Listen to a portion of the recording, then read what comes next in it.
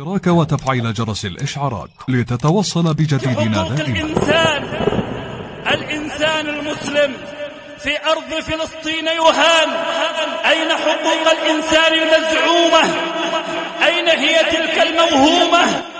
حقوق الإنسان فقط الملحد، حقوق الإنسان المنحرف عن دينه يؤونه وينصرونه ويقفون معه ويعظمون شأنه.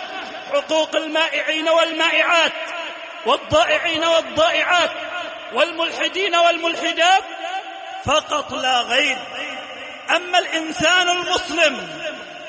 الإنسان المسلم في حي الجراح وفي أرض فلسطين وبيت المقدس فإنه يقتل ليل نهار، فلا تسمع منهم همسا ولا ترى لهم حسا، لتعلموا هذه الأكذوبة الكبيرة التي خدع بها بعض المغفلين من المسلمين. أين تلك المنظمات التي تدعي حقوق الأطفال وتترحم على حقوقهم وتتباكى على الأطفال ليل نهار من أجل جني الدولارات ومن أجل المتاجرة بالأرواح البريئات؟ أين هم من أطفال غزة؟ أين هم من أطفال بيت المقدس يسحقون بالطائرات وبأزيز المدافع ليل نهار؟ أين منظمات حقوق الإنسان الكاذبة الآفكة؟ أين منظمات حقوق المرأة وحريتها؟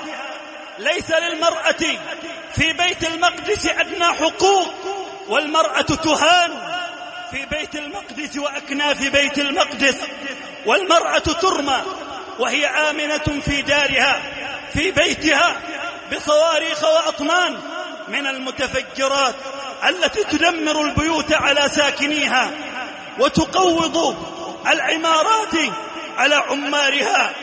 أين منظمات حقوق المرأة التي كذبوا علينا بها طويلا وضربوا لنا ناقوس، رقصوا على أشلاء النساء هناك وحاولوا أن يكذبوا علينا هنا؟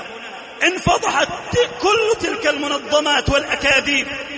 أين تلك المنظمات التي تحاول أن تنقذ الخفافيش لتصنع للخفافيش دارا ليعيش الخفاش؟ تحرص على الكلب والهرة، تحرص على الطائر والحمامة، حقوق الحيوانات. أين هي من الإنسان المسلم الذي يقتل ليل نهار فلا يتباكون حتى التباكي؟ فقد جفت مدامعهم لما سلطت على المسلمين مدافعهم. لا عجب من هؤلاء، فشعارهم قتل امرئ في غابة جريمة لا تغتفر، وقتل شعب مسلم مسألة فيها نظر. لا عجب من هؤلاء أيها الناس، فقد اتضحت عداوتهم وبان وجههم الأسود لكل ذي عينين، فلا يغتر بهم مغتر ولا يغتر بهرائهم مسلم يرضى بالله ربا وبالإسلام دينا وبمحمد صلى الله عليه وسلم نبيا ورسولا.